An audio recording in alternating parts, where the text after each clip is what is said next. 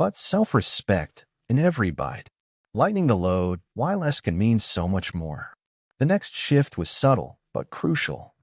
He looked at his regulars. Red meat, cheese at breakfast, a glass of wine every weekend. Nothing extreme, nothing outrageous. But together, they were adding up, creating what he called a kind of invisible weight in his body. And the thing is, it wasn't about cutting them out forever. It was about catching the excess that had become invisible. Heavy proteins made his liver work overtime. Dairy slowed his digestion. The wine, once relaxing, started to fog up his thoughts. So he made some quiet swaps. Tofu or almond-based cheese instead of sharp cheddar. Red meat just once a week. Wine saved for moments that actually mattered, not habit. And you know what? He still enjoyed a spoonful of ice cream now, and then with joy. Because true health isn't about rules. It's about rhythm and grace.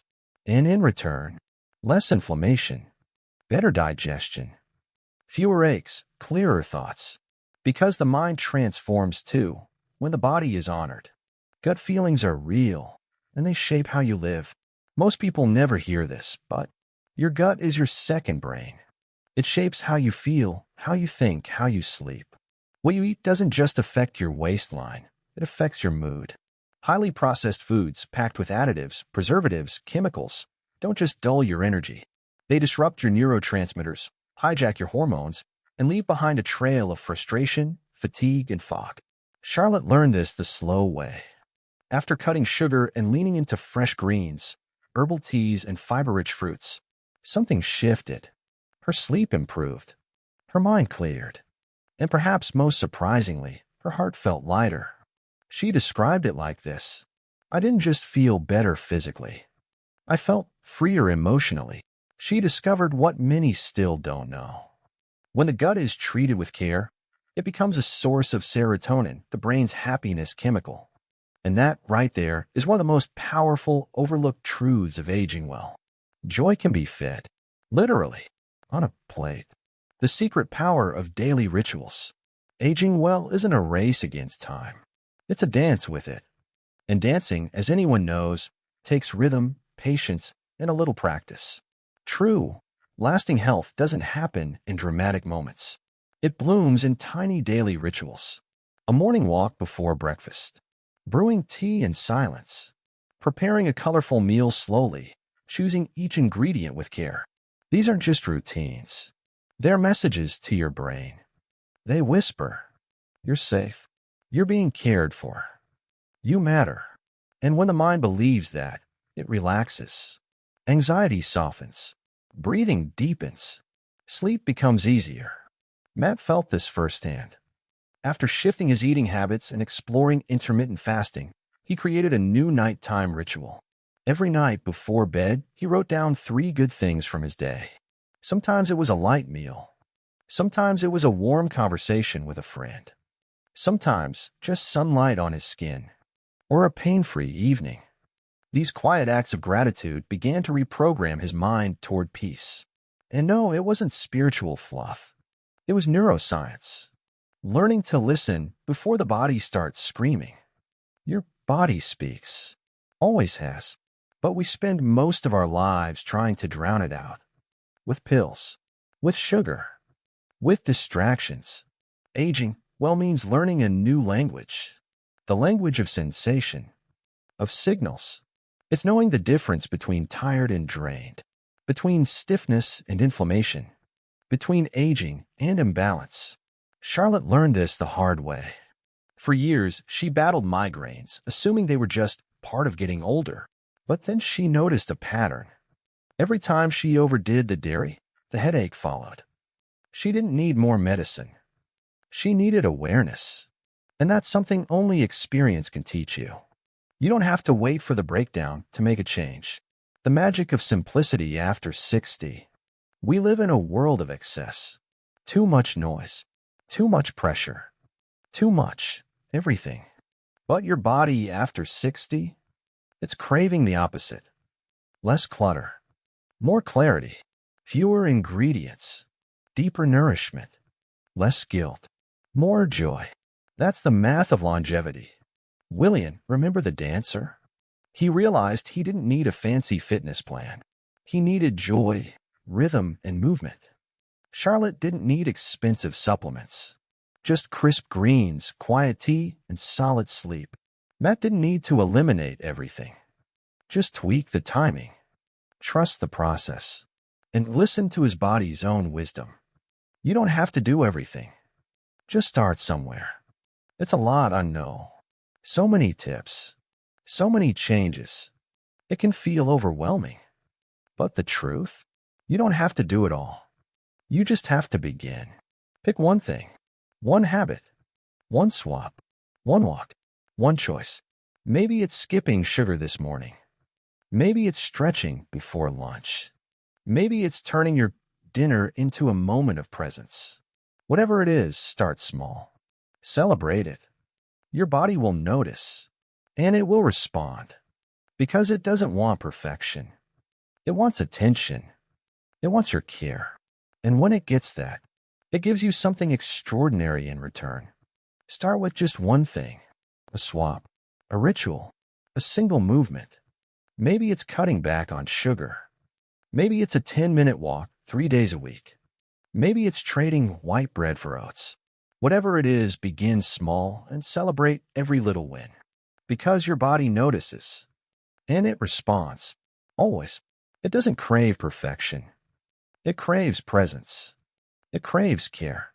And when it receives that, it gives you something extraordinary in return. Clarity, energy, vitality. Aging without growing old. It's real. It's possible. And it starts with awareness. It begins the moment you choose to step off autopilot. The moment you replace sugar with lightness. Replace urgency with presence. Replace chronic fatigue with tiny breaths of life. Because youth after 60 doesn't live in your reflection. It lives in your choices. It lives in the gaze of someone who knows they still have so much life ahead. But let's be honest. It's easy to talk about food, fasting, fitness. But no body blooms in a place where the heart is withering. Emotional well-being is one of the most overlooked pillars of longevity. And it starts with something surprisingly simple. Letting yourself feel. See, many of us were raised to hide emotion, to swallow tears, to pretend we're okay, even when we're crumbling inside. But after 60, there's a quiet shift. The soul begins to ask, gently, urgently, to be heard. That grief you buried years ago. The loneliness you hide in your daily routine. The fear of needing help. All of that weighs on the body, more than sugar, more than red meat. Charlotte's quiet medicine. Charlotte learned something beautiful. One of the greatest natural remedies for the soul? Talking to someone you trust. A friend, a therapist, a family member. Someone who listens without judgment. Because when the heart feels safe, the body breathes easier. Pain softens. Sleep comes gently. Energy flows back. The science of laughter. Did you know that 10 minutes of genuine laughter can release more serotonin than many prescriptions? Science confirms it. Laughter boosts immunity. It relaxes your muscles. It regulates mood. It helps digestion. It even reduces pain. But more than that, it brings your chest back to life. They lied to you. They said that after 60, everything starts falling apart. That your body breaks down, your energy fades, your memory slips, and your health quietly begins a slow countdown. They told you it was just the natural course of life. But what if I told you?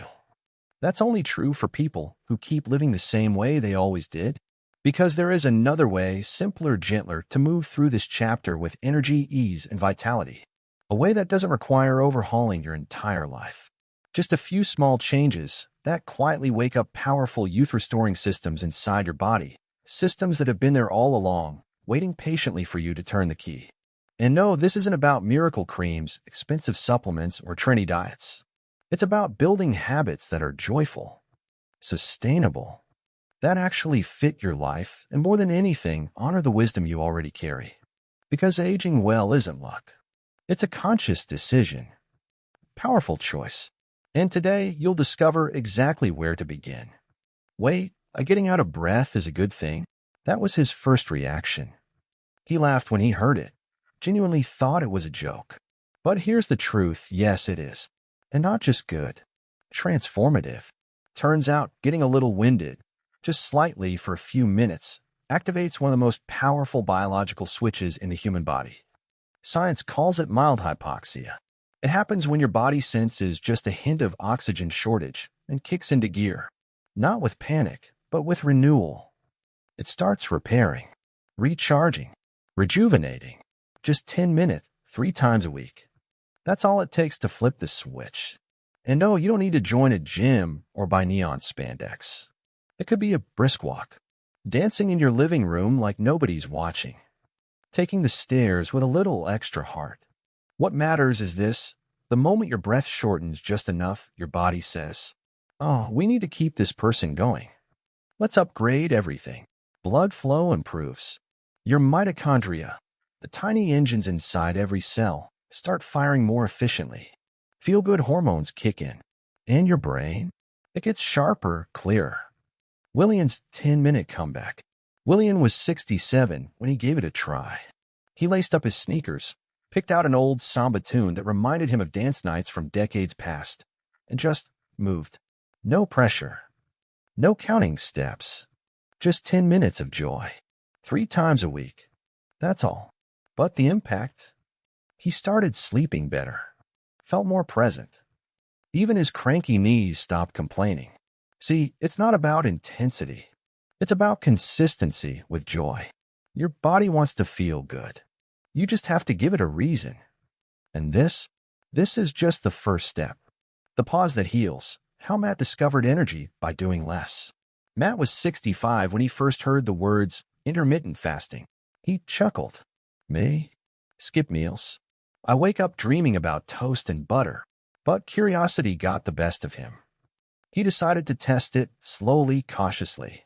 What he discovered wasn't about hunger. It was about giving his body space. Break. A reset. During that pause, something amazing happened.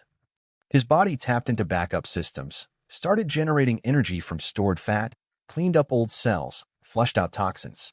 It was like giving his entire system a vacation. Matt didn't go to extremes. He simply stopped eating after 7 p.m. and waited until 9 a.m. the next morning to eat again. At first, it was a little uncomfortable. But then, more focus, less bloat, no more post-lunch fog. His mind got clearer. His belly felt lighter. His days flowed easier. And the best part, he still ate well. Just a little later, with intention. A handful of nuts, oatmeal with berries, a rainbow plate of veggies. No starvation. No restriction. Just rhythm. The power of stressed-out plans. Charlotte's discovery. Charlotte was 70 when she noticed something fascinating. Some vegetables just felt different. Richer in color. Deeper in flavor. More alive. And it turns out, science agrees. There's a term for it, xenohormesis. Fancy, right? But the idea is simple. Plants that survive hardship, too much sun, too little water, cold nights, poor soil, produce unique compounds to protect themselves. And when you eat those plants, your body interprets it as a message. Get strong. Thrive. You eat resilience, and your cells learn from it. Charlotte leaned into it. Spinach. Dill. Arugula picked fresh. Matcha green tea. Purple grapes. Berries like blackberries and blueberries. All rich in polyphenol, nature's tiny sparks of youth. She built rituals around it. Morning, a green juice with kale, green apple, lemon, and mint. Afternoon, hibiscus tea with a twist of lemon. Dinner, a vibrant salad with olive oil and a handful of walnuts. She wasn't on a diet. She was building strategy. She wasn't counting calories. She was investing in her future. What Wilson gave up that changed everything. Wilson was never into trends. But after 60, he started noticing something wasn't right. His joints ached more. He felt sluggish. Even his face looked tired. He looked at his plate, and one thing stood out: sugar. "I only put a little in my coffee," he said. But it wasn't just coffee. It was the pastries his grandkids brought over. The honey candies his niece made with love. The cookies tucked in the pantry, just in case. All those little bits added up. And sugar quietly was fueling chronic inflammation, the kind that wears you down from the inside out. So he made a change. Replaced sugar with stevia or monk fruit. Saved desserts for just 2 days a week. And what happened? Less joint pain, more energy, and something unexpected, a glow in his skin, a lightness in his step. The truth? Your body notices when you stop inflaming it. And your taste buds? They catch up faster than you'd think. Aging doesn't mean slowing down. It means waking up. Aging doesn't have to mean shrinking, limiting, or giving up. It can mean freedom. Freedom to choose again, to rediscover joy, to feel your body alive at 60, 70, 80, or beyond. And it all starts with small decisions. 3 short walks a week, a smarter breakfast, a pause that lets your body breathe. Because this is just the beginning of what your body can do for you. When you start doing a little more for it. When people talk about staying healthy after 60, the first thing that usually comes to mind is sacrifice. But what most people miss is this. Real transformation doesn't come from doing more. It comes from doing things differently, in the smallest, smartest ways. Take Wilson, for example. You remember him, the man who gave up sugar slowly. Well, that wasn't the only shift he made. He started noticing things he'd never questioned before, little habits that felt comforting, but were quietly draining his energy. Next on his list? White bread and pasta. Old companions. Warm, familiar. They reminded him of childhood, of comfort, of home. But after the first bite came something else. A wave of hunger just an hour later. And a kind of silent exhaustion that settled into his bones. That's when he realized something powerful. Refined carbs are like lighting a fire with paper. They burn bright and fast, then vanish, leaving you colder than before. He didn't quit carbs. He simply traded them. A slice of sourdough bread, rich in fiber. A bowl of oatmeal with dark berries and a dash of cinnamon. Something that satisfied and nourished. And slowly, Wilson stopped seeing food as temptation or guilt, and started seeing it as a ritual of reconnection. Not punishment, not restriction. Willian found this out by accident. He was watching silly animal videos with his granddaughter and laughed so hard he cried. Then he said something quietly profound. I haven't laughed like that in years, and it's like the pain in my shoulder just disappeared. From that day on, he made it a daily habit. A funny story, a light video, a playful moment. He realized something vital. Joy is a muscle.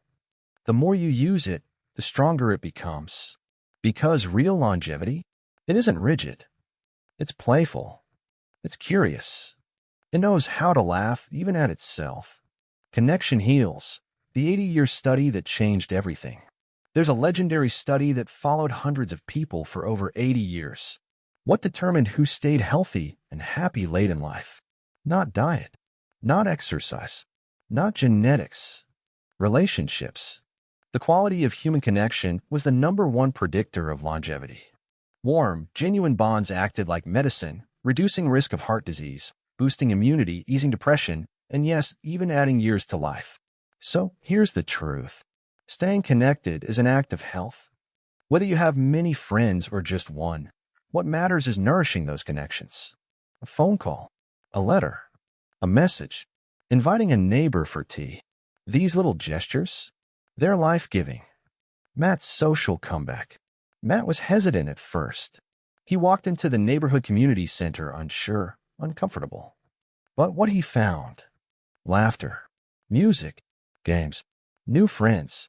He played board games, joined a music workshop, started smiling again from the inside out. At 66, he said something unforgettable. I thought my social life had ended. Turns out, it was just beginning. Spirit, the anchor beneath the surface. Aging brings many gifts and many questions. Questions about time, about loss, about what comes next. And it doesn't matter what you believe in, whether it's God, nature, or the deep quiet of your own breath.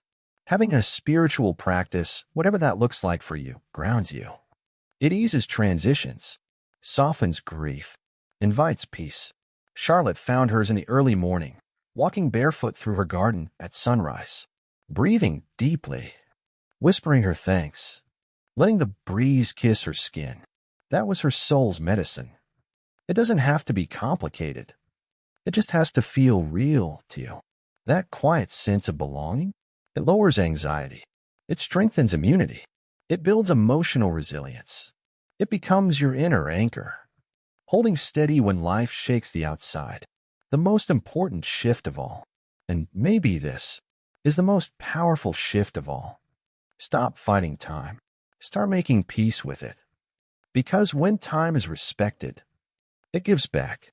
With clarity, with balance, with presence. It becomes a dance. Not one you lead, but one you learn to move with. Gracefully. And here's something no one tells you. Most advice about aging, it's loaded with guilt. You should eat better. You have to exercise more. You can't let yourself go. But real aging, well, it's not rooted in pressure. It's rooted in kindness. Kindness toward your rhythm. Kindness toward your history. Kindness toward your body. Because your life, it's still unfolding. So let me ask you this. If your body still has the potential to function like it did at 30, if you can wake up clear-headed, energized, light in your step, bright in your eyes, why settle for living like it's all behind you? You already have what most people in their 30s don't. Wisdom. All that's missing is giving your body the same respect you've given your story. You don't have to wait until Monday or the next checkup. You can begin today with a walk, a new tea, a real conversation, a true smile. Every gesture matters. Every choice is a step forward. Just imagine. Imagine waking up pain-free. Imagine standing up with energy and purpose. Imagine looking in the mirror and seeing not just who you were, but who you're still becoming. You're not too old to change. You're right on time. Because now you have what matters most. Time, intention, awareness, and freedom. Youth was never about age. It was always about energy, presence, and the sheer joy of being alive.